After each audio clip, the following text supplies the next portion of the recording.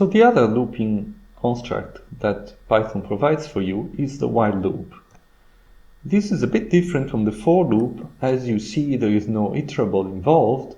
Indeed, there is no variable name explicitly. There is just an expression, which is a Boolean expression, and that's the same as we encountered in the discussing if-else.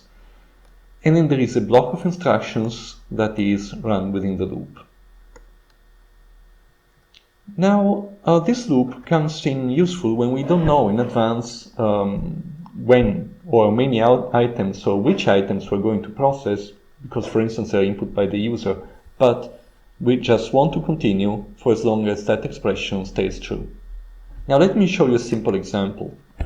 For instance, let's have a variable, and that variable in the beginning can be 0, and while the value of this variable is less than 5, we are going to print it, and also we are going to increment the variable. Now, if we run this code, we get this output 0, 1, 2, 3, 4. What's going on here? So the first time we go around, the value of the variable is 0, which is less than 5. So 0 gets printed, and then x becomes 1. Now the second time, x is 1, which is still less than 5, so 1 gets printed and x becomes 2, and so on until the value of x is 4. When 4 is less than 5, it gets printed and x gets incremented, so now it's 5, but then 5 is no longer less than 5, and therefore the loop terminates. So the last value that gets printed is 4.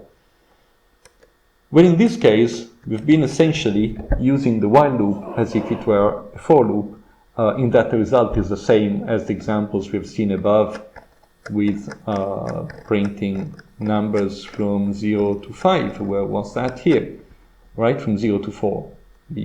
That's the same result as we obtained in this case. And you may think that the for loop is slightly more compact. Indeed, the for loop is more common than the while loop, but there are cases, because it's generally more convenient, but there are cases in which you may want to use the while, especially when you don't know when you're going to stop. Or concerning which, a while loop is not guaranteed to stop every time. So as you see, the while loop stops only when this condition becomes false, but it may happen that that condition never becomes false. And how can that come to be? Well, for instance, let's suppose that you forget to modify this variable here, so that you print the value of x, but you don't increment it. Now, since x is not going to get incremented, this would be a never-ending loop. If you launch it, x is 0, it prints 0, and then the next time x is 0, and so it's still less than 5, it prints 0, and so on and so forth, forever.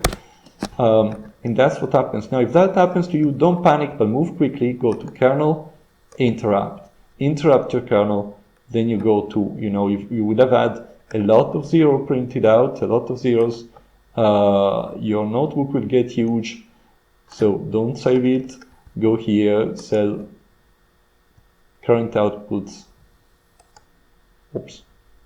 sell current outputs,